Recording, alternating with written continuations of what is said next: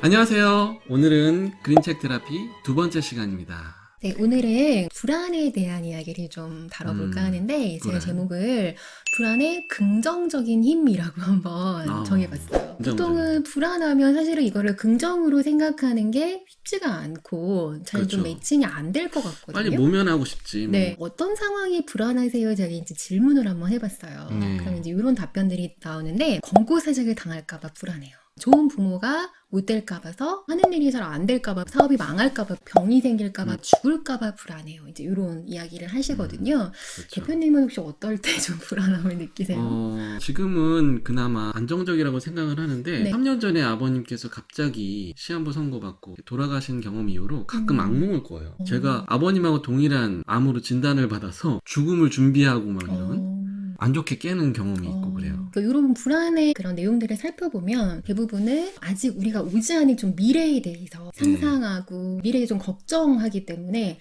불안감을 느끼는 경우가 굉장히 그렇죠. 많거든요. 그래서 네. 이 불안감을 어떻게 우리가 한번 다뤄보고 그 다음에 어떻게 좀 긍정적인 방법으로 좀 변환시켜 볼 수 있을까를 오늘 좀 다뤄보도록 할게요. 불안하면 좀 제일 먼저 좀 떠오르는 단어가 공포라는 단어가 떠오를 것 같아요. 공포하고 불안의 차이가 뭘까요? 예전에 제가 이제 대학 수업 때 배웠는데 네. 심리학에서 네. 공포라는 건 뚜렷한 대상이 있는 것이고 네. 불안은 어떤 실체가 없는 것에 대한 걱정이라고 보통 이렇게 배우거든요. 네, 맞아요. 맞나요? 잘 네. 기억을 하셨네요. 네. 수업을 잘 들으신 학생이신 것 같아요. 예, 열심히 네, 했어요. 그 이제 하이데거라는 독일의 굉장히 아주 하이데거. 유명한 철학자가 공포는 좀 명확한 대상이 있다. 불안은 그 명확한 좀 실체가 없다라고 이야기를 했어요. 그래서 네. 보통 공포 영화라고 하지 불안 네. 영화라고는 안 하잖아요. 그쵸. 공포는 굉장히 간단하게 대상이 명확하기 때문에 그거를 그냥 없애버릴 수 있어요. 네. 예를 들면 고소공포증 있을 수 있잖아요. 그렇죠. 네, 그런 사람들은 그냥 높은 데 안 올라가면 돼요. 그리고 어떤 특정한 모양이나 곤충 뭐 이런 것들을 무서워하는 경우가 있는데 저도 개인적으로 바퀴벌레가 저는 되게 공포스럽거든요. 그렇죠. 내 집에 뭐 바퀴벌레가 있지도 않지만 그냥 생각하면 되게 무서운 존재거든요. 네. 특정 모양의 공포를 느끼고 있다면 그걸 안 보거나 그냥 없애버리면 끝나요.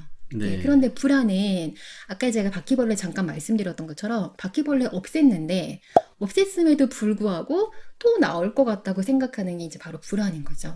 이 불안에 내가 마음을 어떻게 다스리느냐에 따라서 다스릴 수도 있고 그 다음에 이 불안 때문에 괴롭게 살 수도 있겠구나. 네. 좀 알 수 있을 것 같아요. 공포와 불안 얘기하셨는데 지난번에 얘기했던 우리 아이의 공포 거미가 나오는 그림책을 보고 막 엉엉 울었던 네네네. 그 겁 많은 아이를 어떻게 공포를 좀 다뤘는가에 대해서 그림책을 가지고 좀 한번 사례를 말씀드릴게요. 네. 너무나 유명한 그림책이죠. 네. 예, 슈렉이라는 그림책입니다.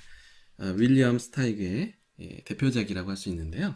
유명한 그 만화 영화로도 이미 여러 차례 나와 있는 슈렉이라는 이름의 유래는 독일어로 슈렉이라는 단어가 공포라는 뜻이라고 합니다. 네. 어린아이들에게 공포를 주는 대상을 킨더 슈렉이라고 해요. 슈렉이라는 괴물도 킨더 슈렉인데 내용을 보시면 알겠지만 그 괴물이 굉장히 흉측하고 징그럽고 못생겼지만 전혀 공포스럽지는 않아요. 네. 저희 아이도 굉장히 겁이 많고 공포가 심한 편인데 이 책을 읽어줬을 때는 전혀 무서워하지 않더라고요. 왜 그런가 생각을 해보면 이 슈렉이 물론 끔찍하게 못생기고 하는 짓도 정말 못된 짓만 골라 하지만 그 내용은 굉장히 재밌게 구성이 되어 있거든요. 네. 아까 말씀하셨듯이 공포를 제거하는 방법 중에 하나가 그 공포의 대상을 우스꽝스럽게 만들어버리는 거죠.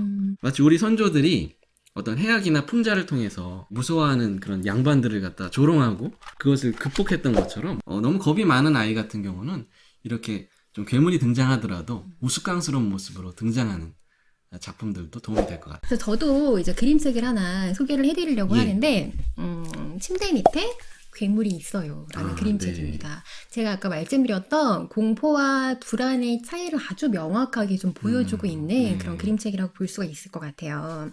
빌리가 이제 잠을 자려고 이렇게 누웠는데 너무 이제 무서운 거예요. 자꾸 침대 밑에서 뭔가 괴물이 나올 것 같은 느낌이 드는 거예요. 엄마를 부릅니다. 엄마, 나 침대 밑에 지금 괴물이 있는 것 같아요. 무서워서 잠을 못 잘 것 같아요. 이렇게 얘기를 할 때 이 책에서 또 하나 볼 측면은 이제 엄마의 반응이에요. 네. 엄마가 이렇게 환하게 웃는 모습으로 빌리야 무슨 일이야 라고 얘기를 하고 이 아이의 어떤 두려워하는 마음, 불안해하는 마음을 좀 별거 아닌 걸로 심쿵하지 않습니다. 네. 그런 건 없어. 이렇게 얘기하는 게 아니라 그래 엄마랑 한번 그러면 찾아볼까? 라고 네. 얘기를 해요. 이 아이가 불안하게 생각했던 것들 창문 바람에 창문이 흔들리는 소리였네. 아이가 불안해하는 것들 하나하나 엄마가 좀 직면하도록 도와줍니다. 그러니까 이 아이는 아 그렇구나 하나하나 직면을 해가면서 내가 불안하게 생각했던 게 실체를 명확하게 봄으로써 공포의 대상을 명확하게 발견하고 이제 불안을 하나하나 해소하게 돼요. 네. 그런데 그럼에도 불구하고 아이가 이제 아직 조금 불안감이 남아 있었어요. 왜냐하면 네. 침대 밑에서 자꾸만 소리가 나는 것 같았거든요. 그래서 엄마한테 부탁을 해요. 엄마 근데 나 알겠어요. 뭐 소리랑 이런 건 다 알겠는데 좀 침대 밑에 뭐가 아무래도 있는 것 같아요. 좀 괴물이 있는 것 같으니까 엄마가 좀 그거 좀 찾아주면 안 될까요? 이제 이렇게 네. 얘기를 하니까 이렇게 적극적으로 엎드려서 침대 밑을 이제 찾기 시작합니다. 네. 네, 굉장히 적극적인 엄마고 아이의 어떤 불안한 감정을 좀 명확하게 해결해 주려고 하는 그런 노력이 보이는 그런 모습이에요. 정말 네. 좋네요. 네. 보통은 야 그거 위험한 거 없어. 그냥 빨리 자 이렇게 그렇죠. 하는데.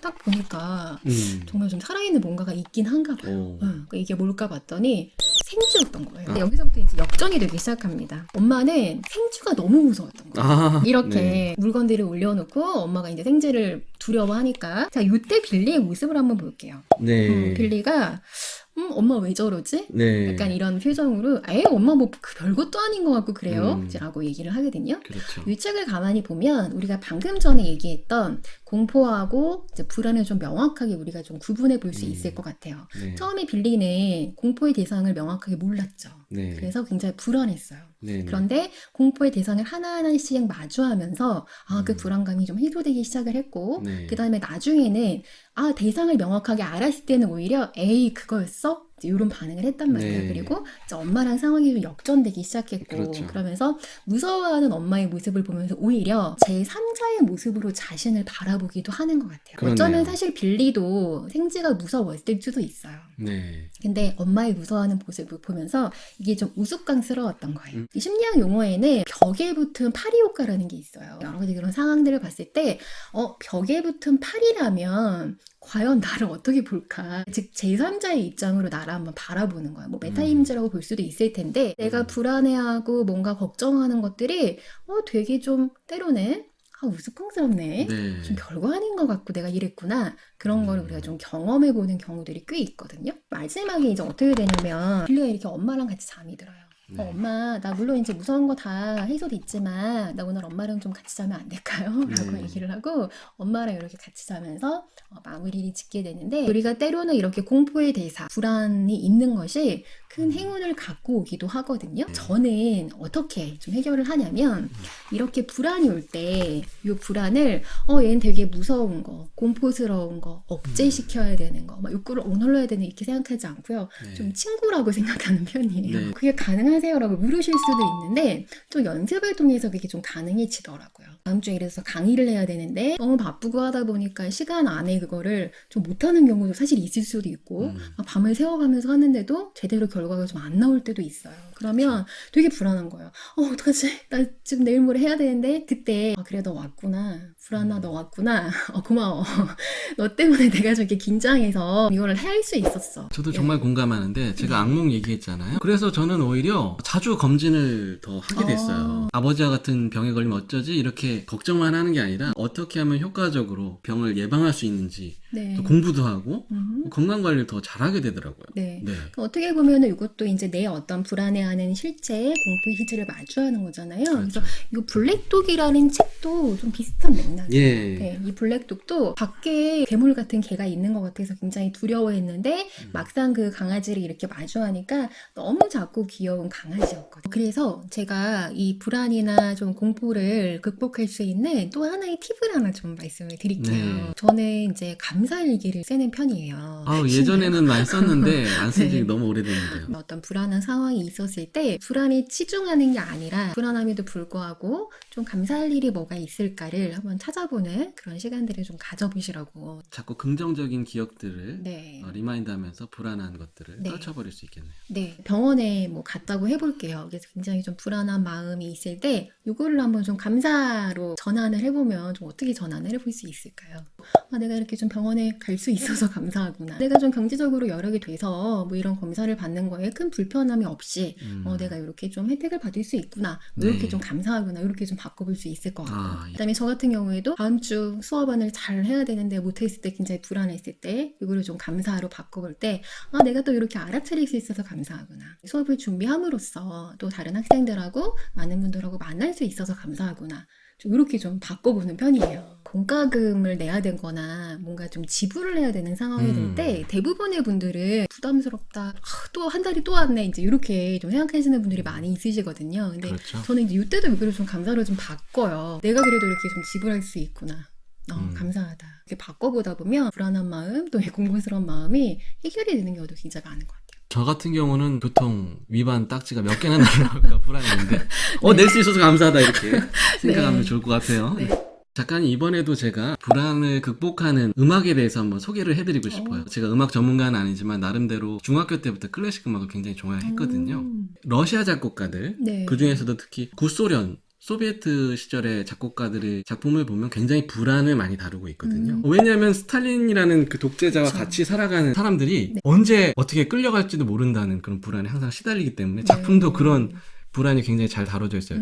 그래서 대표적으로 쇼스타코비치 같은 작곡가들 같은 경우는 내가 오늘 밤에 KGB한테 당장 끌려가게 되면은 아예 짐을 다 이렇게 쌓아놓고 소파에 누워서 잤다고 그래요. 그 정도로 불안을 많이 겪었던 사람들인데, 근데 그 작품들을 보면 그 불안을 어떻게 잘 극복했는지 승리의 드라마들이 많이 드러나거든요. 쇼스타코비치 교향곡 5번 같은 경우도 그렇고요. 제가 오늘 추천드리고 싶은 작품은 프로코피에프라는 작곡가의 피아노 협주곡 2번인데요. 프로코피에프는 같은 날 죽었어요. 그만큼 굉장히 많이 창작의 자유도 침해당하면서 언제 내가 숙청당할지 모른다라는 불안에 시달렸던 작곡가인데요. 네. 이 피아노 협주곡 2번을 작곡할 당시에 정말 친하던 친구가 자살을 하는 큰 충격을 겪었다고 합니다.